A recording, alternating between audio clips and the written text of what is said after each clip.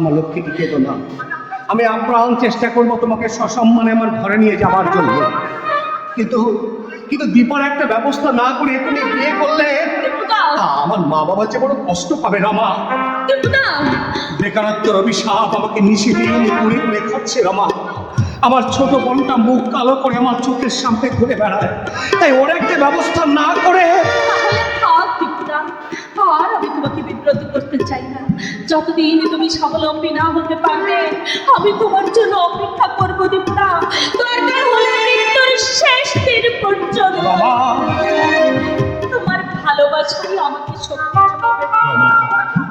শুধু একটাই অনুরোধ, আমাকে খুশি করবার জন্য তুমি এমন কিছু করো না যাতে তোমার মাথাটা হেট হয়ে যায়।